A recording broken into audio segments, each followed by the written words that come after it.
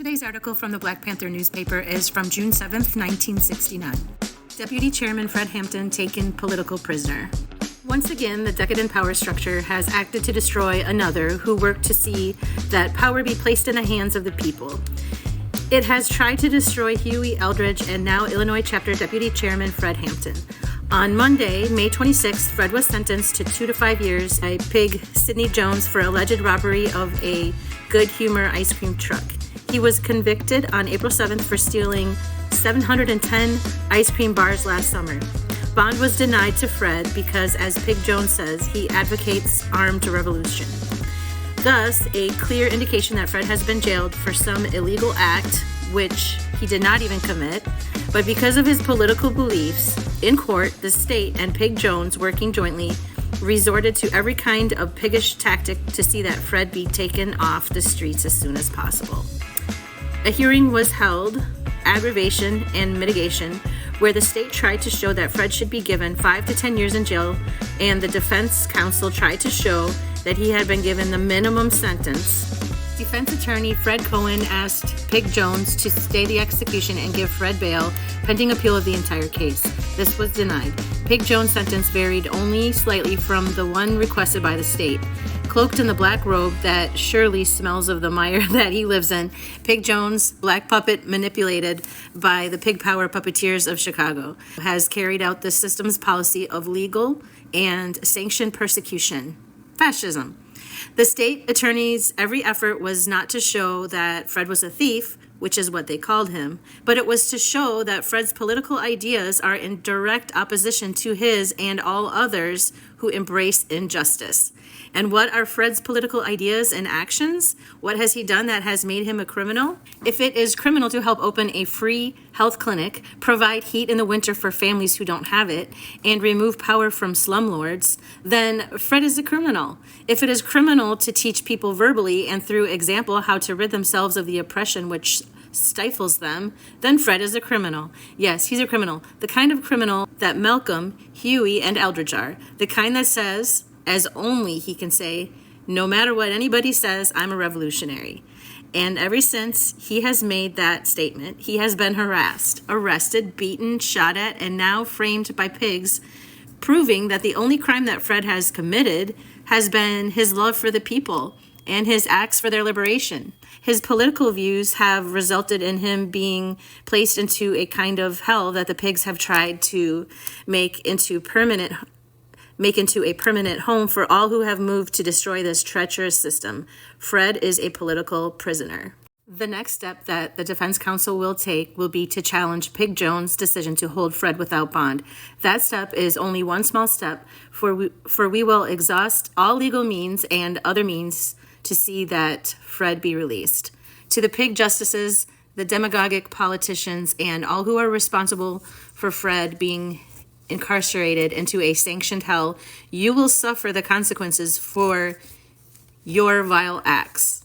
You may think that this is a hope, a wish, a dream, but the people say that it will be a reality. Fred again will walk the streets with the people. He again will educate the people. Fred will help the people. Fred will be with us because he belongs with us. Deputy Chairman Fred has said, you can jail a revolutionary, but you can't jail a revolution. We the people are saying, pigs, we refuse to let you jail either. And then sadly, 6 months later, this article came out, December 13th, 1969, when Fred Hampton was assassinated.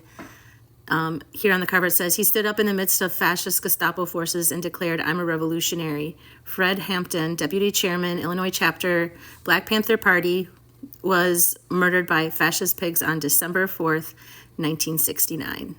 I'm going to read just a couple paragraphs from this article. Deputy Chairman Fred saw through the BS. He saw the corruption, poverty, and bankruptcy of capitalism in America with 3 Ks. He saw and experienced the hunger, the pain, the agony, and the death that is part and parcel of the American with 3 Ks way of life. Deputy Chairman Fred checked out history and learned the very nature of this decadent fascist society, which was conceived in the genocide of the Red Man. Deputy Chairman Fred dug that vulturistic capitalists were growing fat off the flesh and blood of the toiling masses of the world. So Deputy Chairman dedicated his life to destroying the number one enemy of mankind. The American KKK government supports and carries out death-dealing policy of the vulturistic greedy capitalists. This government was created to serve and protect the interests of slaveholders and growing Yankee capitalists, bandits, who made their family fortunes by robbing workers of the fruits of their labors: food, clothing, decent housing, medical treatment, the right to self-determination, etc. Capitalists are denying the people their right to exist through various devious means. Exorbitant prices for commodities necessary in life and under the cover of law and order, which give their fascist pigs plan open season on those who would change the society. This evil fascist government deprives the people of their lives. Deputy Chairman Fred understood the nature of our class enemy and knew what must be done. From the correct teaching of Huey P. Newton and the Central Committee, Deputy Chairman Fred moved to establish revolutionary political power for people by any means necessary. Deputy Chairman Fred dealt with the enemy. Under the guidance of our fearless Deputy Chairman, the Illinois chapter expanded and grew. Socialist programs, people's programs were implemented by the Illinois chapter and the people. The leadership of Deputy Chairman Fred has won the support and love of all oppressed people for our party. We loved and respected Deputy Chairman Fred. Long live the spirit of fearless Chairman Fred. Dare to struggle, dare to win. And this was written by Randy. The FBI program COINTELPRO under J. Edgar Hoover was targeting several Black Panthers and other activists during the time. Here are a few. Go check out Judas and the Black Messiah if you want to learn more about Fred Hampton's life and death. And I think it might be on Amazon Prime right now and YouTube. If you made it this far and you can see that the Black Panthers were trying to warn us about how our country was and is, and you want to fight fascism, go to the comments and type, "I am a revolutionary."